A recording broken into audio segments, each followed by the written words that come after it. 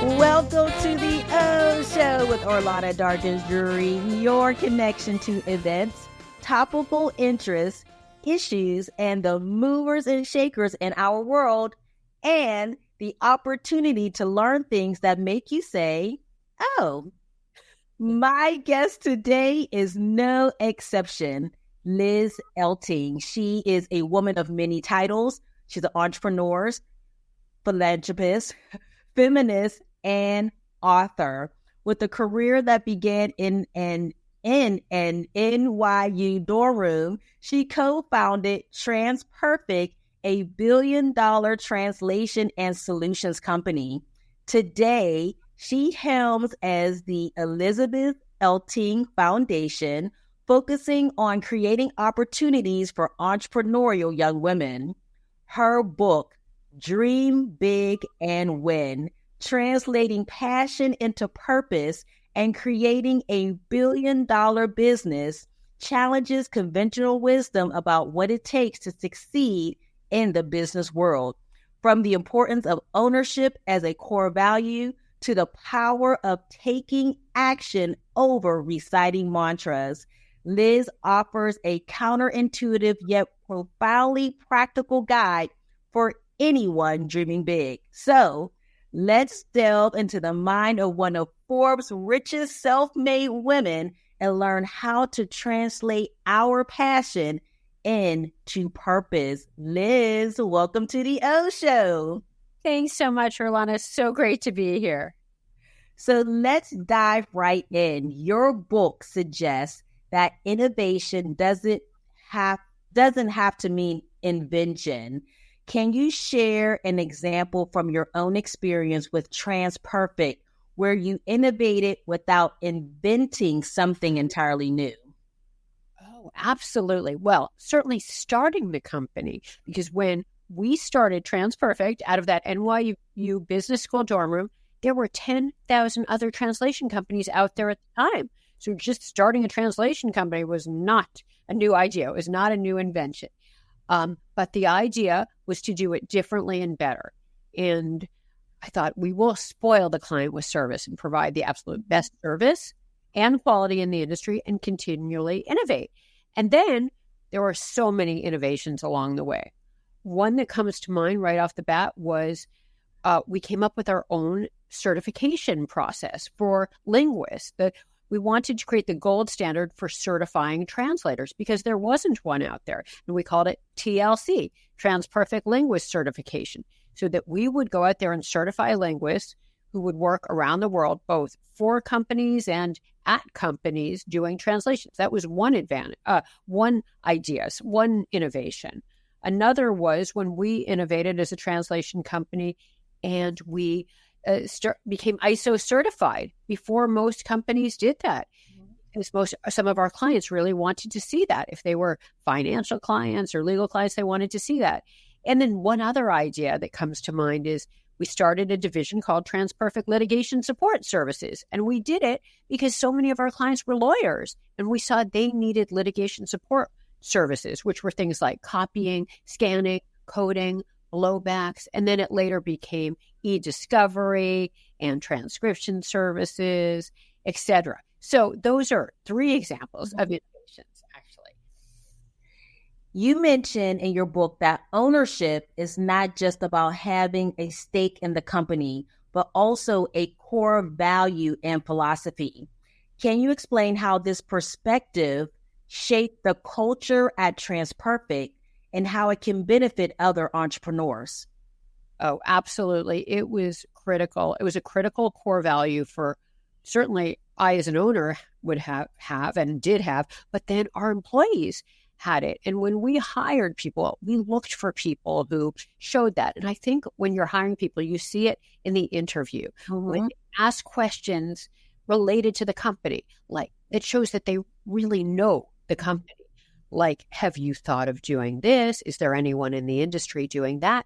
And then when they came on board, they would offer their ideas. And the way we got them to do that was actually a number of different ways.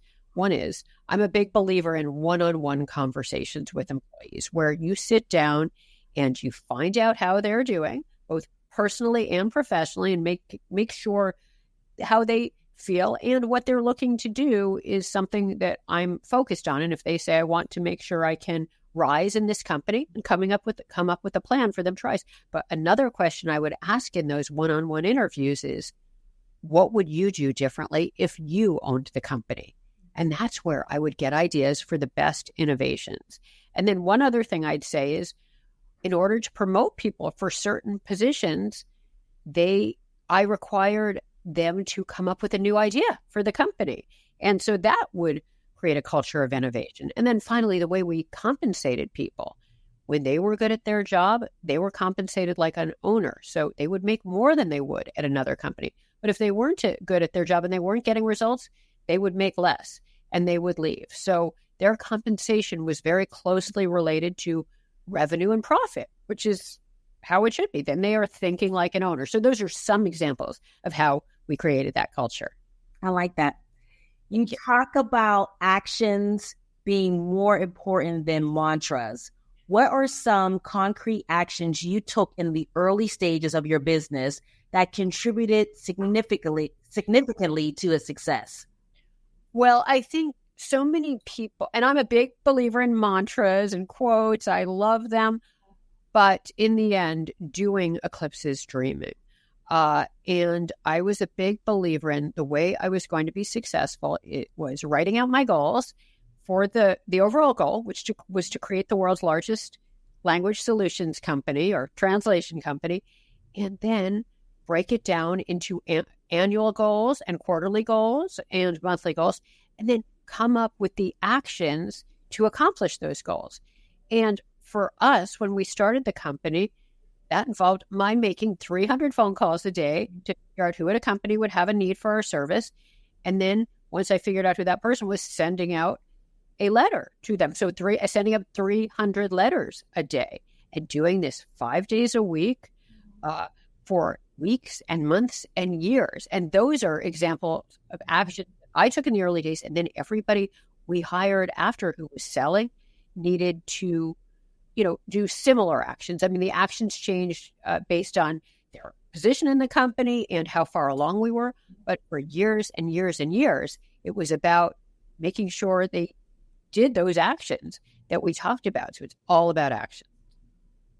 Your book discusses the importance of taking a personal stake in your employee success. How do you balance that with the needs and goals of the company as a whole?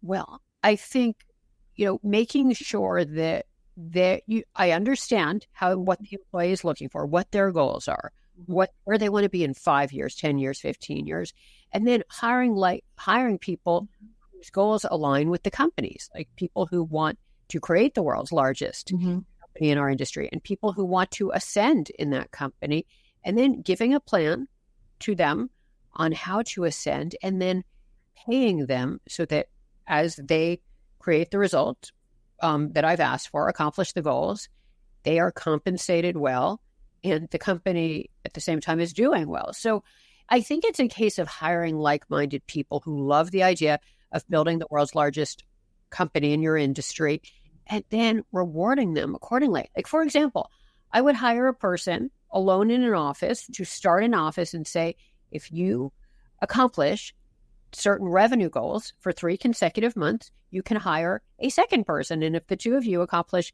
certain revenue goals for 3 consecutive months, you can hire a third person, and so on. And that was so important because then, assuming this person wanted to rise in our company, which was the type of person I would hire for a job like this, they would make more money. They would start having a team under them, and that would work for them and the company. So that's an example of how we did that. But I think it's a case of really understanding your employees and their needs and then putting them in a position to fulfill those needs, whether it's managing people, whether it's making more money, whether it's learning, because as they learned, they were helpful to the company, whether it's innovating and whether it's working on a certain job or purpose and making sure they get to do that as long as it aligns with the goals of the company, which it definitely did. I mean, we found ways to make that happen. One thing I do want to say, so first of all, I did read your book. Yay! And I want to say that for me, it wasn't your typical business book. Like it really was a practical guide to business. Why was that important to you to write it in that style? Thank you for saying that. I really tried to make it like the roadmap, guide, and mentor I wished I had had when I started out my company, I started out in business, and along the way as I became a leader. And that was important to me. It is the book I wished I had had back then. And I tried to make it a little more like a beach read business book. So it was, fast moving, very vulnerable, authentic, entertaining, but with practical steps on what to do along the way. And so I appreciate your saying that. And it's really what it contains is the lessons based on what I did right and the many, many, many, many things I did wrong. And so, yes, thank you for saying that. Yeah, no, this is definitely a good read. And as I mentioned, a practical guide to approaching business, especially being an entrepreneur. You provide really good insight. So thank you for that. Jumping back into your book again, practical guide. I enjoyed reading it. Talking about fostering an environment where people are free to disagree is one of the core principles you mentioned in the book. Have there been times when disagreements within your company led to better outcomes? Definitely there were. You don't want yes people because certainly there was so much I didn't know. And I'm a big believer in hire people who are smarter than you. You give them goals and then get out of their way. So I think that's a part of it. But then when they spoke up and they said, I don't like this, or I think we should be doing that, I loved it because that is how we got some of the best ideas. And, I guess as I mentioned earlier, that's why we started the Litigation Support Services Division. It's why we became ISO certified. It's why we developed TransPerfect language certification. I'm trying to think of specifically other things that people didn't agree with. I mean, there were many on a regular basis that people didn't agree with. Whether it was the way, how we were compensating people in a certain division or how we were recognizing or rewarding people. There were certainly things that happened all the time. And some of them were just things that affected the internal culture and the employees. And another, I guess, was how clients were treated and ideas for clients. But one of the mistakes, for example, I made along the way is in the early days, the hours were incredibly rough for me and then our early employees. And I think every entrepreneur can relate to that. Yep. And it's one thing if you as the owner are working the crazy hours, but I was asking that in the early days of my employees because it was the only way we could win by working harder than anyone else. But had a lot of turnover back then. So I learned from that I had to find another way. I couldn't just pay them more. I would pay them more. I would give them a raise. I would give them a bonus because the hours were related to revenue, and it didn't work. So then I realized I had to do other things, like basically come up with shifts. So we ended up having 3 different shifts, like 3 different 8-hour shifts at our company so that people wouldn't have to work 12, 14-hour days on a continuous basis. Also, after opening offices in other time zones, relied on those people to handle the work at the end of the day for the person who needed to leave. And then finally, comp time.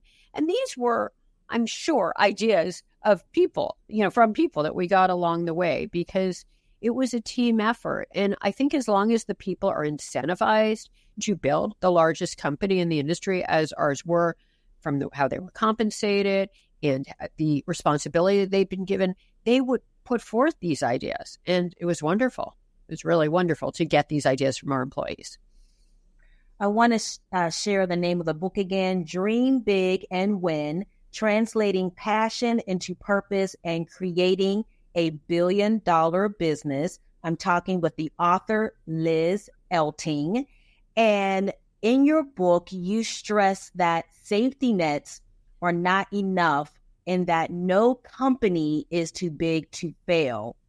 What safeguards or strategies did you implement at TransPerfect to ensure long-term stability? Yeah. And I think the important thing is to always focus on your employees. One of the things I often say is the reason I started the company was I worked at another translation company for 3 years in production and sales. And I thought, wow, this can be done better. We can spoil the client with service, as I mentioned earlier. But I then learned as we got bigger and we had to scale and we had a lot of employees. Not only did we have to spoil the client with service, quality, and innovation, we also had to spoil the employees with culture. Mm-hmm. And if we did, and they realized this is the best place to work in the industry and maybe in many different industries, so I want to stay here. If we treated them that way, they would treat the clients that way. And I think that's so important. And so I learned from that, needed to have those one-on-one meetings with the employees on a regular basis every week or two, where, as I said, make sure they were happy personally and professionally, make sure their goals were being met. And their ideas were being recognized. So I think that's super important. And then make sure the quality is maintained at the company so that we don't fail, so we don't deliver bad quality, because quality is a great way for a company to go out of business.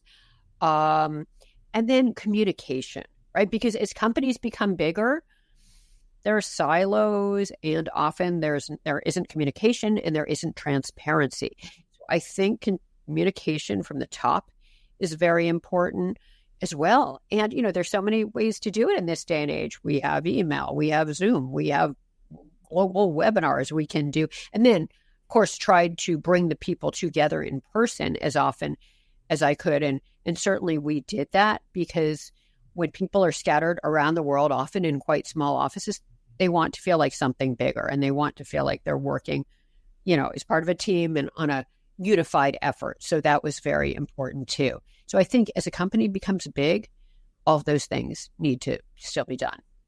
When you were doing the one-on-ones with your employees, how many employees did you have at that time? Oh, that's a great question, because I learned to do them after losing an employee who was sitting right outside my office, who I wasn't properly recognizing the needs of. We were going back and forth, exchanging work every day. And then one day they just came to me and quit. And so the question was, how many employees did I have? You mean at the company? Yes. When you mentioned you were doing one-on-one. So at that time, how many employees were you having these one-on-one meetings? Yeah, no, that's a great question, because I figured it out when we had maybe 25 employees. But what I realized is certainly I could meet with some of them. And as we got bigger and we got to have thousands of employees, I couldn't do it with all of the employees. So then I tried to do it with my direct reports, for sure, on a regular basis, once every week or two. Then I would also do skip level meetings where I would do it with people who were reporting to someone who was reporting to me, or reporting to someone who was reporting to someone who was reporting to me, just to make sure everything was as it should be. And I found that to be incredibly helpful, because you can try to come up with ways to make everybody happy, but people want different things. Some people want more money. Some people want a better title. Some people love better hours. Some people want to learn more. Yeah. Some people, and so the best way to recognize people and to make sure you're keeping your people happy is to hear what their specific views are, and then make sure you're, targeting what you're doing, making sure you're giving them what they need. So I found that just to be incredibly helpful the whole way along. And I also found that to be helpful in surveys. We do employee surveys on a regular basis and exit interviews. And, as I may have said, my favorite question was always, what would you do differently if you owned the company or if you ran the company? And I would get ideas for both what would make the employees happy and also ideas for what would make the company better. So I think that just is incredibly important and creates a wonderful culture. And a wonderful culture creates it creates the best revenue and profit and the best company out there. Listening to you, I'm thinking, like, I was going through my mind at past places that I've worked, I think only one location that I've worked actually had like one-on-ones and opportunities to talk to the president. Do you think that's what's lacking in business? Yes. And I have actually, I've seen articles just in the last few days in the Wall Street Journal about this. And actually, there was an article literally in the last, I don't know, couple days about how I think it's only 60% of men are happy in their jobs and only 40% of women. It's even worse for women, actually. And I think not nearly enough do these one-on-ones. And it sounds quite simple when you think of it. And once I figured it out, it did wonders for our company. But you've got to stay on top of it. And as I say, I think the meetings are the best because then it's the back and forth. You can deal with personal, you can deal with professional, you can give them feedback, and you can get feedback from them. And it's all much nicer than doing it on paper because you can do these people. And if you can do it in person, wonderful. If not, on Zoom, works too. But it just seems so basic and so important because a lot of companies try to come up with these great ideas that will motivate people. But as I keep saying, different people want different things. Right. And along with them, doing a comp plan that makes it so if they are effective and they're getting results that are good for the company, they're going to do better than they would at another company in your industry and another company anywhere. And if they're not good, they go. Like a real meritocracy. Mm-hmm. What are some of the biggest challenges you face as a woman in the entrepreneurial world, and how did these experiences shape your journey? Well, I think it can be hard for women. It was hard for me when I started the company with my ex-business partner, and it was the two of us, and he was the man and I was the woman. And I was the one who had studied 4 languages, lived in 5 countries, worked for 3 years at another translation company. He hadn't done any of those things, and it was the two of us. But people back then would assume he was the boss and I was the assistant. And I got many comments like that. But then along the way, I also saw issues about, related to how women were treated. And I saw all kinds of things. And I think even today, unfortunately, this is still the case. I was just literally at a luncheon down in Tampa yesterday, and I heard a story from one of the women about how just in the last year or so, what she was going through, related to how the men were treating her. So I think it's still an issue. And that's why I think it's so important still to have these women's groups, which we have a lot more of now, within companies, inside of companies, and mentors for women and sponsors for women and allies for women. And I think it's very important within a company to make sure we're hiring women, we're setting up the right family leave practices, and making sure we find ways to promote them to the senior management level, the C-level, the CEO position, and the board. We need to stay on top of this because that is how we're going to solve this problem. And I think women entrepreneurs can help solve it because they can create their own culture that is friendly to women and men, but they can do this. And this will help address these systemic issues that are still very prevalent in larger companies, other companies. But yes, we need to stay on top of it and get to proper pay. And then the women, we have to be bold. We have to ask for what we deserve. We have to use our voices. And if we see a company where we're not being treated well or we're not going to get treated well, then we have to choose not to be there. So lots of thoughts on that matter. I mean, a lot of it is in our hands. We cannot put up with it. We cannot be at those kinds of places. I want to shift the focus just briefly on your foundation that focuses on empowering entrepreneurial young women. Can you share a success story from your foundation that exemplifies the impact you are aiming to create? Well, boy, there have been a bunch. So I just have to think, I do a bunch of things, and I love supporting women entrepreneurs. As I said, I think that's how we are going to solve this problem. I think by creating our own companies, economic power is social power is political power, and this is how we change the world. there have been so many. One that comes to mind, and I just want to make sure I get the details right, but it was through this social impact fund that I'm involved with through the American Heart Association. And basically, this wonderful team of women started this company to address mental illness. They're social entrepreneurs, and they did it through an app. Anyway, it's wonderful. They did so well with that company after our foundation funded it that they were able to get follow-on funding from quite a few people. And actually, a bunch of the companies we've funded through that social impact have gotten many millions in follow-on funding. But they also became the provider for, just want to get this right, is it Medicaid?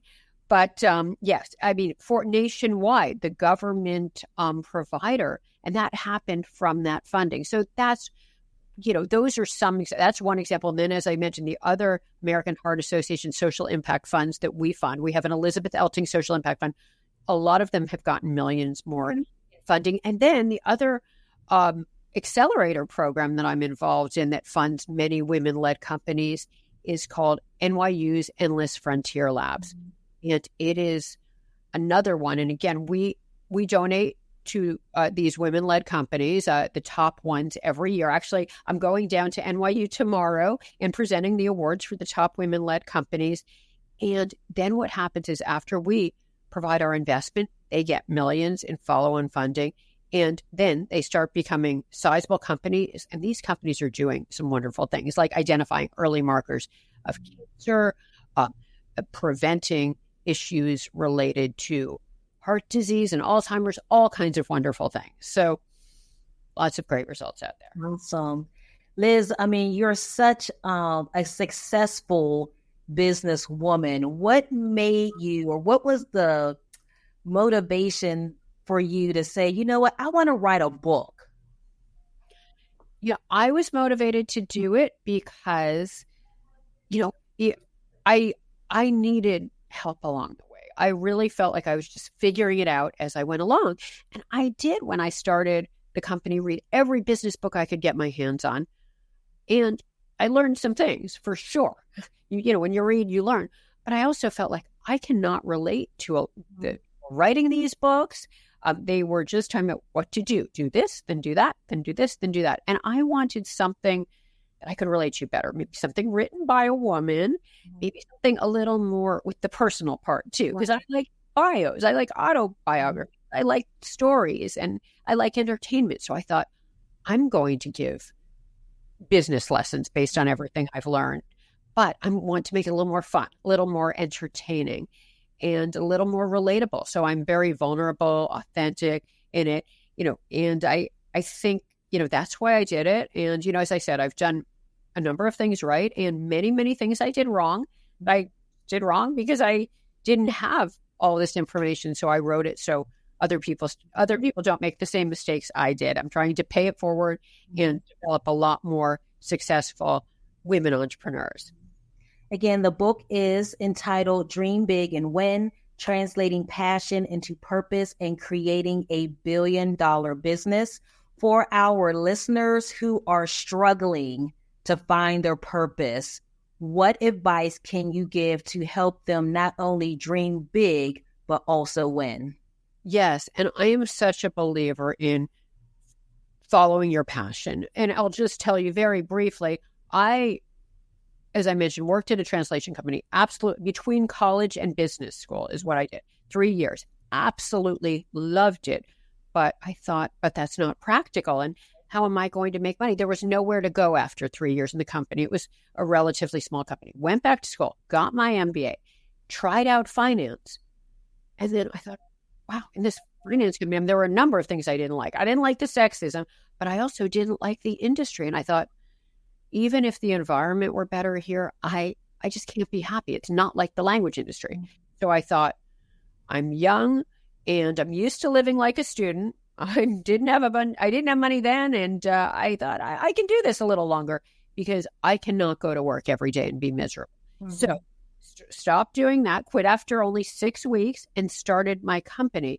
And believe me, there were a lot of reasons not to. As I said, there were 10,000 other translation companies out there at the time. So thought it was going to be a difficult thing to do, but I thought, if not now, when?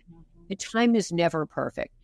Did I spend a lot of time checking out the industry? No. I thought, I'm just going to go for it.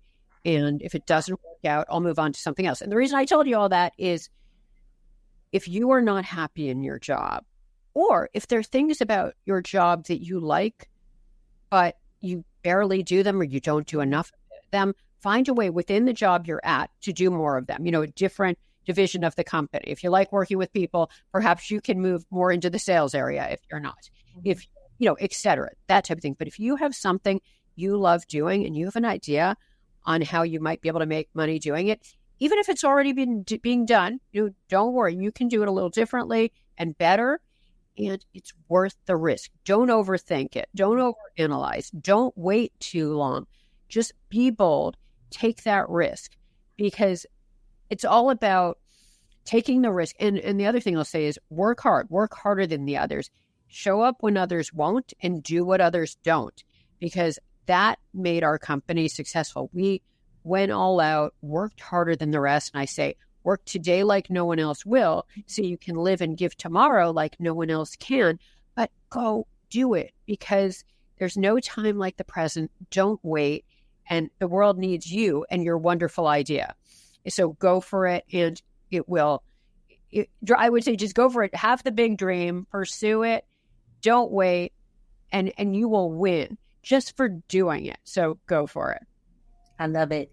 Liz Elting, entrepreneur, philanthropist, and author of Dream Big and Win, translating passion into purpose and creating a billion-dollar business. Thank you so much for joining me today. Thanks so much to you, Orlana. It was so great to be here. Where can we buy the book? Oh, you can buy it on Amazon.com. So right there on Amazon is a wonderful place to buy it, as well as online at other retailers and in person. But Amazon is definitely the easiest way. Beautiful. Liz Elting, thank you again. And thank you all for tuning in and watching the Ohh Show with Orlana Darkins Drewery. Until next time, keep shining.